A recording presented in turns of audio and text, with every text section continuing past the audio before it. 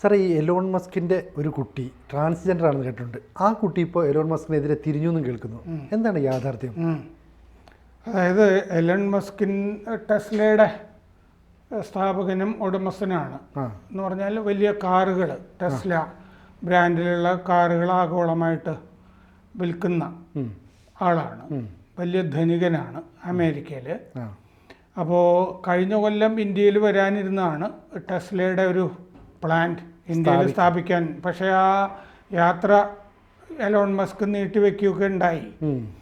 അത് ഇതുകൊണ്ടാണോ എന്നറിയില്ല. എന്തായാലും ഈ വിവിയൻ വിൽസൺ എന്നാണ് ഈ ട്രാൻസ്ജെൻഡർ കുട്ടിയുടെ പേര്. ഇപ്പോൾ ഒരു സ്ത്രീയുടെ രൂപത്തിലാണ്, പുരുഷ രൂപത്തിലായിരുന്നു, ഇപ്പോൾ സ്ത്രീയുടെ രൂപത്തിലാണ് വിവിയൻ വിൽസൺ നടക്കുന്നത്. അപ്പോൾ നേരത്തെയുള്ള പേര് സേവിയർ എന്നായിരുന്നു, സേവിയർ വിൽസൺ. ഇപ്പോൾ വിവിയൻ വിൽസൺ എന്നുള്ള പേരിലാണ്, സ്ത്രീ രൂപത്തിൽ.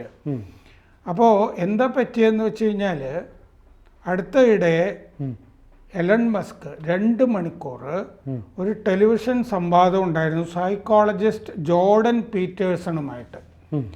ആ ജോർഡൻ പീറ്റേഴ്സണുമായിട്ടുള്ള സംവാദത്തിൽ, ടെലിവിഷൻ സംവാദത്തിൽ ഈ വിവിയൻ വിൽസനെ പറ്റി കുറേ കാര്യങ്ങൾ വെളിപ്പെടുത്തി എലൺ മസ്ക്.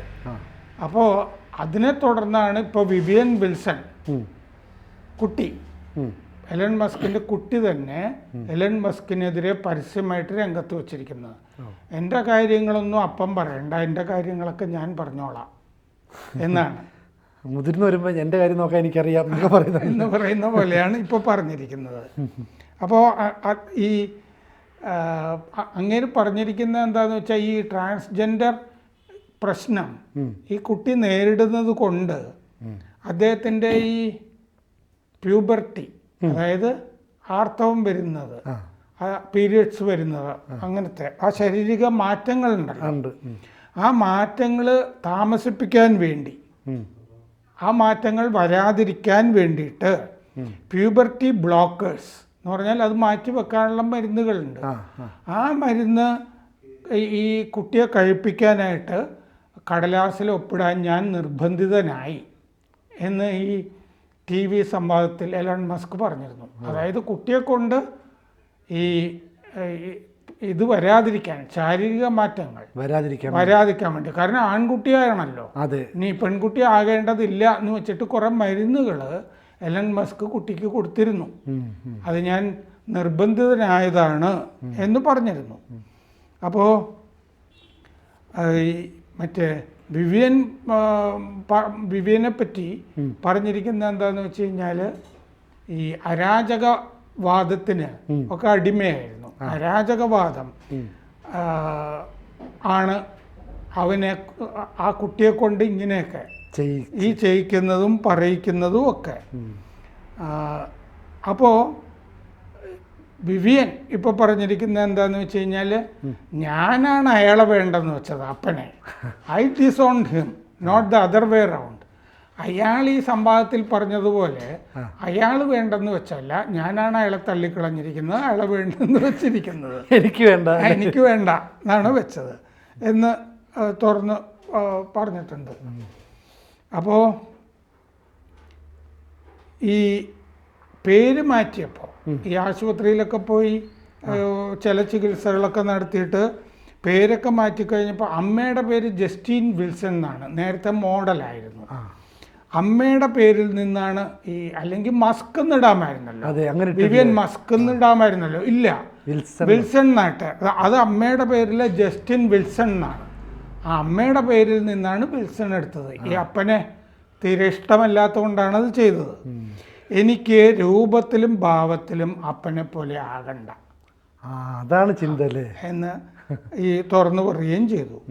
അപ്പോൾ ഈ ഗുണാഡോട്രോപ്പിൻ റിലീസിങ് ഹോർമോൺസ് ഉണ്ട്. ഈ നമ്മുടെ സ്ത്രീകളിലാണെങ്കിൽ ഓവറീസിൽ, പുരുഷന്മാരിലാണെങ്കിൽ വൃഷണങ്ങളിൽ ഈ ലൈംഗിക ഹോർമോണുകൾ ഉണ്ടാവുമല്ലോ, അത് ഉണ്ടാകാതിരിക്കാനുള്ള ചികിത്സയ്ക്കാണ് ഈ കുട്ടിയെ വിധേയനാക്കിയിരുന്നത്, അല്ലെങ്കിൽ വിധേയയാക്കിയിരുന്നത് എന്ന് എലൺ മസ്ക്.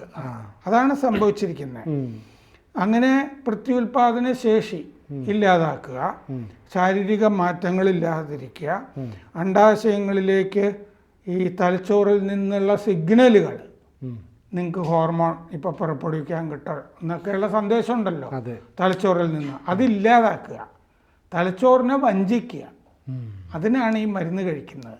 തലച്ചോറിനെ തെറ്റിദ്ധരിപ്പിക്കുക, ഇപ്പോൾ സമയമൊന്നും ആയിട്ടില്ല എന്നുള്ള സന്ദേശം കൊടുത്തിട്ട് ആ സന്ദേശങ്ങൾ മൊത്തത്തിൽ നിർത്തലാക്കുക. ഹോർമോൺ പുറപ്പെടുവിക്കേണ്ടതില്ല. അപ്പോൾ എന്ത് പറ്റുമെന്ന് വെച്ചാൽ അണ്ഡാശയം ഉറങ്ങിക്കിടക്കും, ഡോർമെൻ്റ് ആവും, ഈ ലൈംഗിക ഹോർമോൺ പുറപ്പെടുവിക്കില്ല. അത് കഴിഞ്ഞ് കുറേ കാലം കഴിയുമ്പോൾ വീണ്ടും തലച്ചോറിന് മനസ്സിലാവും, ഓ ഇങ്ങനെയാണല്ലോ സംഭവിച്ചത്, അപ്പോൾ വീണ്ടും സന്ദേശം വരും. അങ്ങനെയാണ് പിന്നെ ഇതിനുള്ള കഴിവ്, ശേഷി തിരിച്ചു കിട്ടുന്നത്. ലൈംഗിക ഹോർമോണുകൾ കുറേ കാലത്തേക്ക് അത് നടക്കുള്ളൂ. അപ്പോൾ ജെൻഡർ ഐഡൻറ്റിറ്റി എന്താണെന്ന് കൃത്യമായിട്ട് ഈ കുട്ടി ഞാൻ ആണായിരിക്കണോ പെണ്ണായിരിക്കണോ എന്ന് സാധാരണഗതിയിൽ ഈ ചികിത്സകൾ, ഈ മസ്കിൻ്റെ കേസിൽ അല്ലാതെ ഈ സാധാരണഗതിയിൽ ഇത് കഴിക്കാറുണ്ട് ആളുകൾ. അത് സ്വയം ഞാൻ ആണാണോ പെണ്ണാണോ എന്ന് തീരുമാനിക്കുന്നത് വരെ, ലിംഗം ഏതാണെന്ന് തീരുമാനിക്കുന്നത് വരെയാണ് മരുന്ന് കഴിക്കുക. ജെൻഡർ ഐഡൻറ്റിറ്റി തീരുമാനിക്കുന്നവരെ. ഈ രോഗാവസ്ഥയ്ക്ക് ജെൻഡർ ഡിസ്ഫോറിയ എന്ന് പറയും. അപ്പോൾ ഈ കുട്ടിക്ക് ജെൻഡർ ഡിസ്ഫോറിയ ഉണ്ടായിരുന്നു എന്ന് എലൻ മസ്ക് പറഞ്ഞിട്ടുണ്ട് എന്ന് ആരോപിച്ചിട്ടുണ്ട് ആ സൈക്കോളജിസ്റ്റുമായിട്ടുള്ള സംരക്ഷണത്തിൽ. അപ്പോൾ ഈ മരുന്ന് കഴിക്കുമ്പോൾ സ്തനങ്ങൾ വളരില്ല, ആർത്തവം വരില്ല. പെൺകുട്ടികൾ ഇങ്ങനെ വേഗം സാധാരണഗതിയിൽ ഈ മരുന്ന് കൊടുക്കാറുണ്ട്. പെൺകുട്ടികൾക്ക് ചിലർക്ക് വേഗം വളർച്ച ഉണ്ടാകാൻ സാധ്യതയുണ്ടെന്ന് തോന്നുമല്ലോ. അങ്ങനെ വേണ്ടാന്ന് വിചാരിച്ചിട്ടൊക്കെ അമേരിക്കയിലൊക്കെ ഈ മരുന്ന് കൊടുക്കാറുണ്ട്. അങ്ങനെ കുറച്ച് താമസിച്ച് മതി, കുട്ടി വളർന്നാൽ മതി എന്നുള്ളിടത്ത്. അപ്പോൾ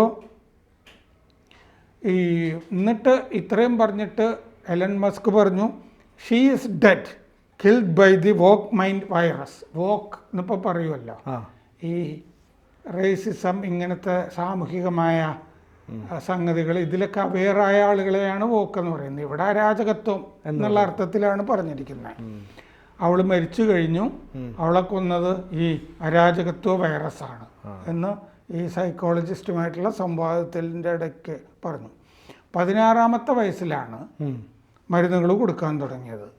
അങ്ങനെ മകനെ നഷ്ടമാവുകയാണ് ചെയ്തത്. നേരത്തെ ഈ സേവ്യർ മകനെ മൊത്തത്തിൽ നഷ്ടമായി. എന്നിട്ട് മസ്ക് പറയാണ് ഈ ഗേ സ്വഭാവങ്ങളാണ് അവനുണ്ടായിരുന്നത് എന്ന് പറഞ്ഞാൽ സ്വഭാവങ്ങളാണ് ഉണ്ടായിരുന്നത്. കുറച്ച് ഓട്ടിസ്റ്റിക് ആയിരുന്നു എന്ന് പറഞ്ഞിട്ടുണ്ട്. ഓട്ടിസ്റ്റിക് എന്നുള്ളതിന് ഓട്ടിസം ബാധിക്കുന്ന പോലുള്ള സാധനമാണോ? അതായത് സ്പെഷ്യൽ ചൈൽഡ് എന്നാണ് പറയുക. ബുദ്ധിമാന്ദ്യം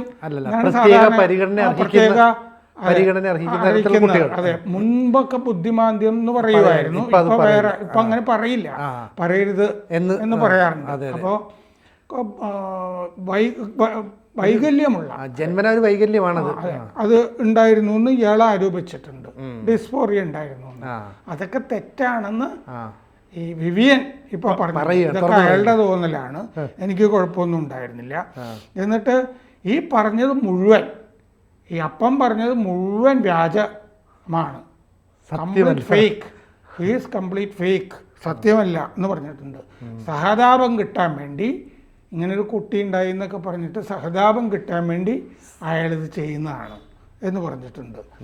എൻ്റെ ബാല്യത്തിൽ അയാളെ കൊണ്ട് ഒരു ഉപകാരവും എനിക്കുണ്ടായിട്ടില്ല. ഞാൻ കുട്ടിയായിരുന്നപ്പോഴൊന്നും ഇയാളുടെ ഒരു പരിഗണനയും എനിക്ക് ലഭിച്ചില്ല, ഇയാൾക്ക് കിട്ടിയിട്ടില്ല.